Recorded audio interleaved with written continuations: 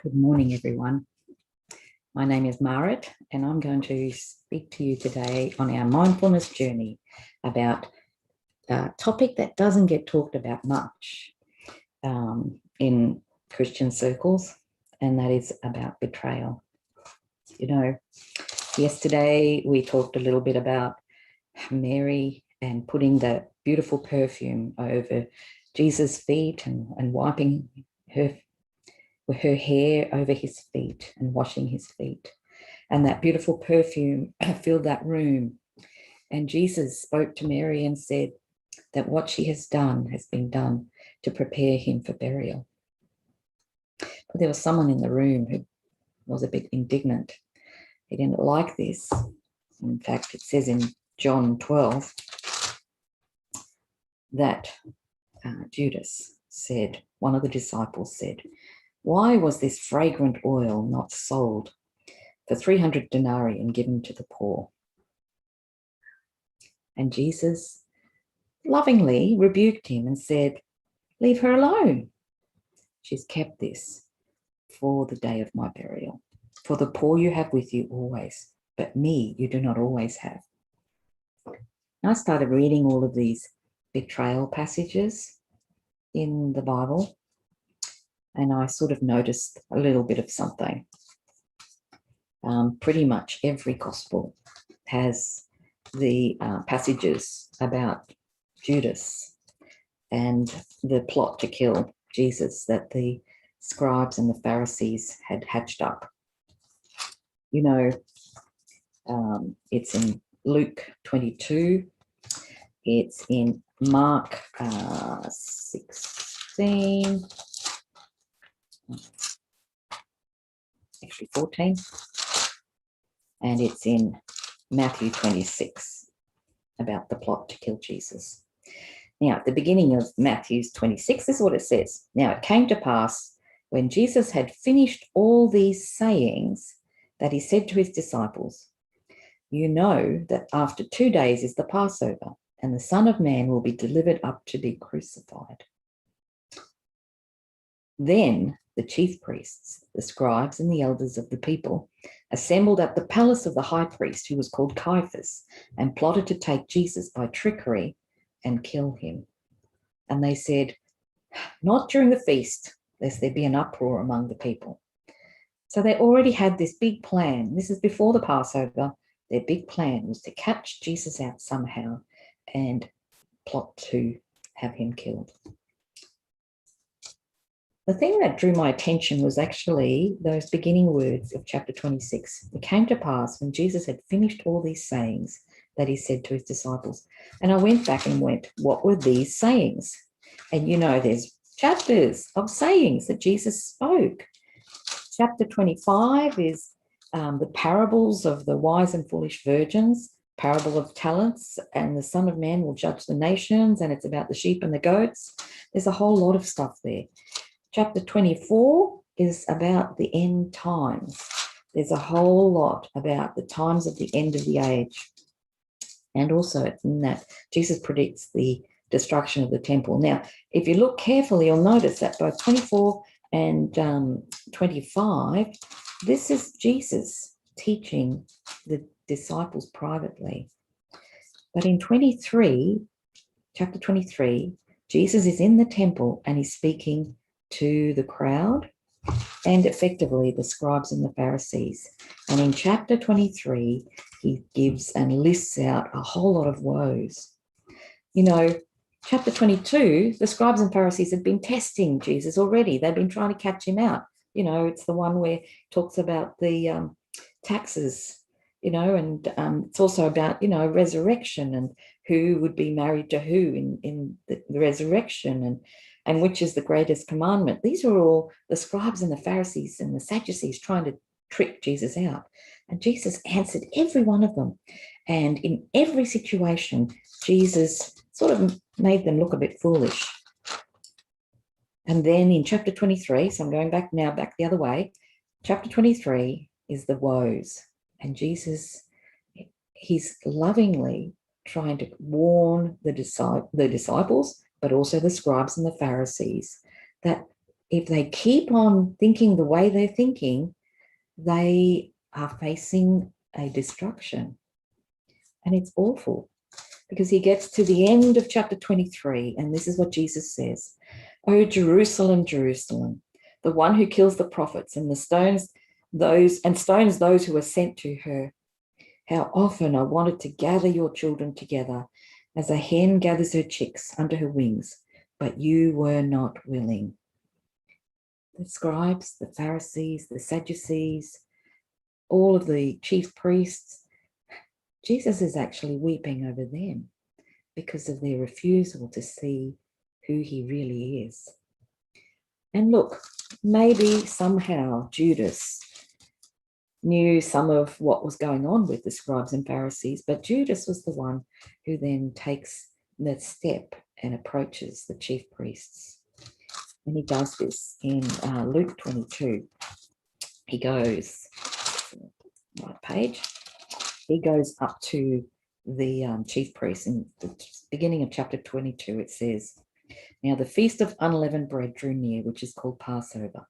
And the chief priests and the scribes sought how they might kill him, for they feared the people. Then Satan entered Judas, named Iscariot, who was numbered among the 12. So he went his way and conferred with the chief priests and captains how he might betray him to them. And they were glad and agreed to give him money. Then he promised and sought opportunity to betray him to them in the absence of the multitude." So Judas has now conspired. But you know, Jesus loved Judas. He'd been one of the 12. He would have been sent out with the 12 to preach, heal the sick, cast out demons. He would have been one who would have broken bread with him every day. He was there at the upper room we're going to go into the upper room experiences in a few days, but he was there in the upper room when Jesus washed his feet. And Jesus knew all along that Judas was going to betray him. And, Judas was also the one that, there's comments here that he was a bit money hungry. He would dip his fingers into the purse, the common purse they had for the group. And Jesus also knew this. So why did he make him treasurer? That's interesting. Jesus knew all things. He knew what was in people's hearts. So he would have known that Judas was a little bit money hungry. But, God has a bigger plan. Judas was part of the bigger picture of bringing Jesus to the cross. And somewhere in Hebrews it says that, if the enemy, the devil, knew that his actions of killing Jesus was going to bring salvation to many, he wouldn't have had Jesus crucified. He wouldn't have instigated the plot against Jesus. But the devil was unaware. I'm glad he was unaware. God is bigger than the devil. We need to know that. But there was another betrayal that's recorded in Scripture, and that's the betrayal of Peter. Jesus knew that Peter would also betray him. He predicted it. He said, before the cock crows, you're going to betray me 3 times. And Peter, he's impulsive. He goes, I'm not going to do that. How can you say that about me? He was really quite indignant that Jesus would think that he would be a betrayer.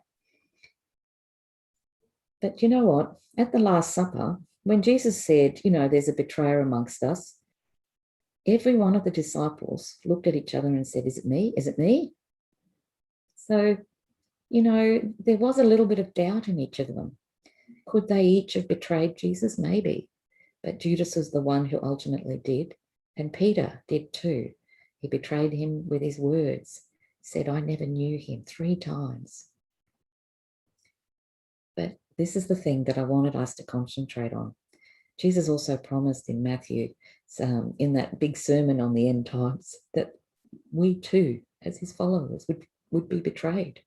There would be times when people would betray us, people who we were friends with, who we'd walked with and talked with and spent time with, meals with, would turn against us. I know I've had that too. I've had people who've turned away. And it's awful when you feel that. But I love what Jesus does. He loved both Judas. He loved both Judas and Peter. For Peter, he says, I pray that your faith would be strong. That's in Luke 22. Let's just get that again. I'll just read through it because, it's really important to see this. Then the Lord said, Simon, Simon, indeed Satan has asked for you that he may sift you as wheat. But I have prayed for you that your faith should not fail. And when you have returned to me, strengthen your brethren. I like that. Jesus prayed for Peter. I think he prays for each one of us. When we go through times of doubt, I think Jesus is interceding in heaven and praying for each one of us.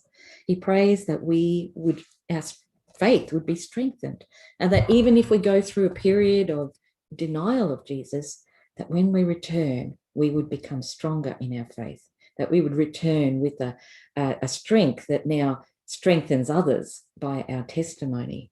Peter's testimony strengthens me. Jesus deliberately reinstated Peter after the resurrection on that beach. It's a beautiful story. It's at the end of John's Gospel. And it's, it's like a little private, intimate moment between Jesus and Peter. I just love imagining that, being there present, just being like the fly on the wall, watching that sort of scenario, closing my eyes and imagining how Jesus just restores Peter. And it's in John's Gospel, chapter 21, from verse 15. So when they had eaten breakfast, Jesus said to Simon Peter, Simon, son of Jonah, do you love me more than these? He said to him, Yes, Lord, you know that I love you. He said to him, Feed my lambs. And he said to him a second time, Simon, son of Jonah, do you love me? And he said to him, Yes, Lord, you know that I love you. He said to him, Tend my sheep. Jesus said to him the third time, Simon, son of Jonah, do you love me? Peter was grieved because he said to him the third time, Do you love me? And he said to him, Lord, you know all things. You know that I love you. Jesus said to him, Feed my sheep. I love that. Jesus has a bigger picture for our struggles, our times of going through betrayal or distrust or disappointments with other people. He knows those things that we go through. And in some strange way, that's how God uses even our testimonies when we've gone through it to encourage others. I think that's part of that whole Romans 8 promise, that we have, that in all things, let me just read it exactly as it is in Romans 8:26. In all things. So think about it.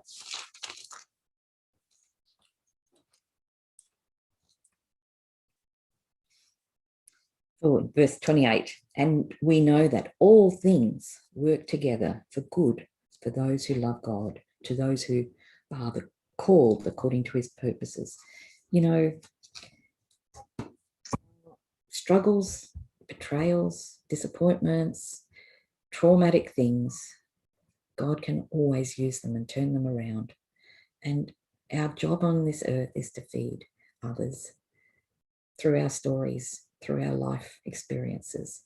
So join me in this mindfulness journey, this Christfulness journey, as we walk these days coming up to the cross with Jesus. And my prayer for you today is that you'll meditate on these words. Go back and read Matthew, the sermon before the Matthew 26. So from 23, I think, onwards to 26, it's a long passage. But just to get a sense of how the scribes and Pharisees turned against Jesus in that moment.